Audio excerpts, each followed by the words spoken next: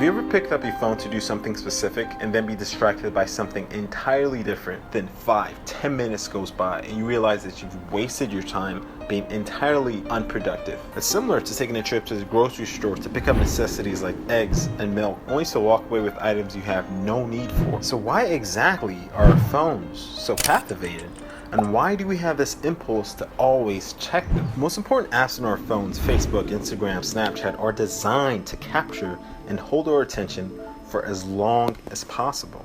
The longer they can do this, the more they can sell ads and the greater their profits. Just to put it in perspective, Facebook as a company is valued at over $400 billion. We must realize that there are thousands of engineers, software developers, and behavioral experts on the other side whose job it is to keep us hooked. In other words, the addictive nature of these services is not accidental, it's by design. And our minds are simply not evolved to handle persuasive stimulus to this capacity.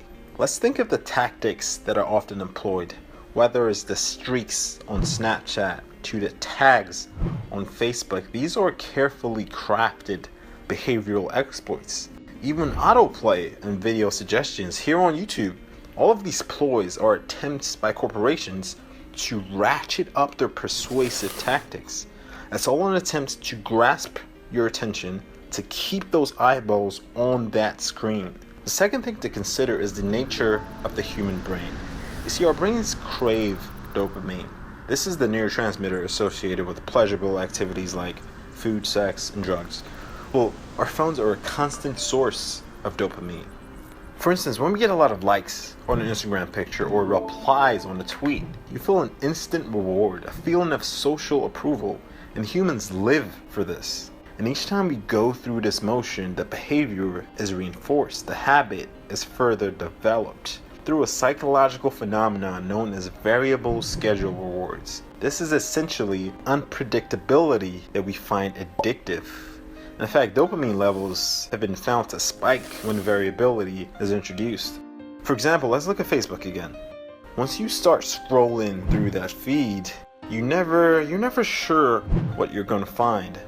Whether it's the photos of your crush, comments on a post, or just random comedy videos that a friend might have shared. You're itching to find what's next. This is the essence of any feed you find on a social network, be it Facebook, LinkedIn, Twitter. It's like a slot machine. Furthermore, one of the reasons our phones are so addictive is because they provide solace during times of boredom, loneliness, and restlessness. So whenever these feelings occur, we automatically pull out our phones without a thought. So that's the problem. The exploitative design of the apps that we frequently use, coupled with the hardwiring of our brains, just doesn't pair very well. It takes continuous and conscious effort to combat the impulsivity to check our feed every 3 seconds. So my recommendation is guard your mind like a temple and be purposeful with how you dedicate and what you dedicate your attention to. That isn't to say don't use your phone for leisure purposes, but do so purposefully. And understand that the goal of app designers is to capture and hold your attention for as long as possible, even if it comes at the cost of your productivity, happiness, and psychological well-being.